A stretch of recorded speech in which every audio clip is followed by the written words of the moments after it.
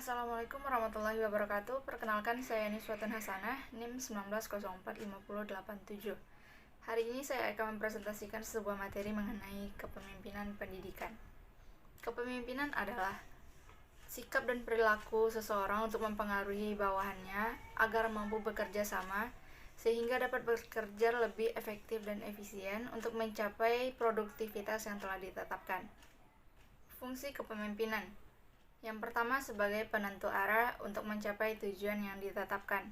Arah yang ditempuh harus sedemikian rupa sehingga dapat mengoptimalkan pemanfaatan sarana dan prasarana yang tersedia. Kedua, sebagai juru bicara dan wakil organisasi untuk menjelaskan kepada pihak luar kegiatan organisasi sehingga pihak luar tersebut dapat mengetahui kegiatan dari organisasi yang bersangkutan. Yang ketiga yaitu sebagai komunikator yang efektif baik di dalam maupun di luar organisasi melalui interaksi komunikasi. Yang keempat yaitu sebagai mediator ketika ada konflik yang harus diatasi baik di dalam maupun di luar organisasi. Yang kelima yaitu sebagai integrator adanya pembagian tugas, alokasi sumber daya, dana dan tenaga, serta spesialisasi keterampilan dan pengetahuan. Prinsip-prinsip kepemimpinan. Yang pertama, prinsip pelayanan. Kepemimpinan harus menerapkan unsur pelayanan dalam kegiatan operasional di sekolahannya. Yang kedua adalah prinsip persuasi. Prinsip persuasi ini menekankan agar pimpinan memperhatikan dan mempertimbangkan situasi dan kondisi setempat demi keberhasilan kepemimpinan pendidikan yang sedang dan akan dilaksanakan. Yang ketiga adalah prinsip bimbingan. Pemimpin hendaknya membimbing peserta didik ke arah tujuan yang ingin dicapai sesuai dengan lembaga wilayah pembinaannya. Yang keempat adalah prinsip efisiensi. Prinsip ini menekankan pada pengolahan sumber daya guna yang lebih optimal dan maksimal dalam melaksanakan kepemimpinannya. Nah, yang kelima adalah prinsip berkesinambungan. Prinsip ini ditetapkan bertujuan agar kepemimpinan tidak hanya ditetapkan satu waktu saja, namun dilaksanakan secara terus-menerus selama berada di sekolah tersebut. Gaya kepemimpinan. Yang pertama, gaya kepemimpinan autokratis. Gaya kepemimpinan ini memusatkan kepada pemimpin itu sendiri. Lalu yang kedua, gaya demokratis.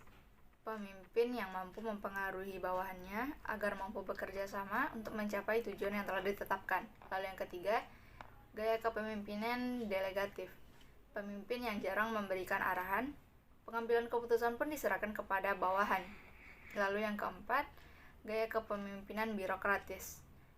Memimpin berdasarkan adanya peraturan. Lalu yang kelima, gaya kepemimpinan laissez-faire, yaitu pemimpin mendorong kemampuan anggota dalam mengambil inisiatif. Gaya kepemimpinan yang keenam, yaitu gaya kepemimpinan karismatis. Pemimpin yang mampu menarik orang lain, gaya bicaranya yang mampu membangkitkan semangat. Lalu yang ketujuh, gaya kepemimpinan otoriter, yaitu memusatkan keputusan dan kebijakan pada diri pemimpin itu sendiri. Lalu yang kedelapan, gaya kepemimpinan diplomatis. Gaya kepemimpinan ini memiliki kelebihan di penempatan perspektifnya. Lalu yang kesembilan, gaya kepemimpinan moralis. Gaya kepemimpinan ini memiliki sifat yang hangat, sopan terhadap semua orang, dan memiliki empati yang tinggi. Lalu yang ke-10, gaya kepemimpinan administratif. Gaya kepemimpinan ini memandang aturan terlalu kaku, serta terkesan kurang inovatif. Gaya kepemimpinan yang ke-11 yaitu gaya kepemimpinan analitis, yaitu gaya kepemimpinan yang pada pengambilan keputusannya didasarkan pada hasil proses analisis terlebih dahulu.